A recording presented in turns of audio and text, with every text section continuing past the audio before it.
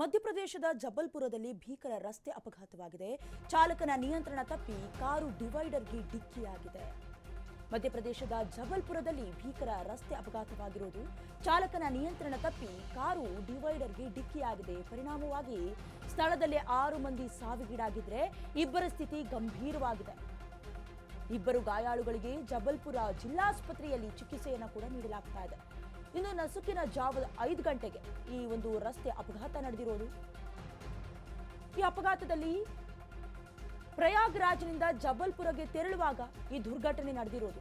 ಹಾಗೆ ಈ ಅಪಘಾತದಲ್ಲಿ ಬಾಲಚಂದರ್ ಗೌಡರ್ ಹಾಗೆ ಕೆಲವೊಂದಷ್ಟು ವ್ಯಕ್ತಿಗಳು ಕೂಡ ಸಾವಿಗೀಡಾಗಿರೋದು. ಸುನಿಲ್, ಬಸವರಾಜ್ ಕುರ್ತಿ, ಈರಣ್ಣ ಹಾಗೆ ವಿರೂಪಾಕ್ಷ ಅವರು ಕೂಡ ಸಾವಿಗೀಡಾಗಿರೋದು. ಅಂದರೆ ಪ್ರಯಾಗ್ರಾಜ್ನ ಏನು 144ನೇ ಕುಂಭಮೇಳ ನಡೀತಾ ಇದೆ, ಅದನ್ನ ಮುಗಿಸ್ಕೊಂಡು ವಾಪಸ್ ಆಗ್ತಾ ಇದ್ದಾಗ ಮಧ್ಯಪ್ರದೇಶದ ಜಬಲ್ಪುರದ ಬಳಿಯಲ್ಲಿ ಭೀಕರ ರಸ್ತೆ ಅಪಘಾತಕ್ಕೆ ಈಡಾಗಿರುವುದು.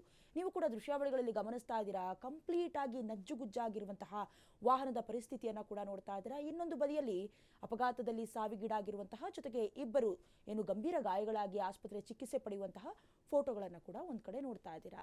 ಅಂದ್ರೆ ಈ ಒಂದು ಆಕ್ಸಿಡೆಂಟ್ಗೆ ಕಾರಣ ಎಲ್ಲೋ ಒಂದ್ ಕಡೆ ನಿಯಂತ್ರಣ ತಪ್ಪಿ ಡಿವೈಡರ್ಗೆ ಡಿಕ್ಕಿ ಆಗಿರೋದು ಅಂತ ಕೂಡ ವಿಚಾರಗಳು ತಿಳಿದು ಬರ್ತಾ ಇದೆ.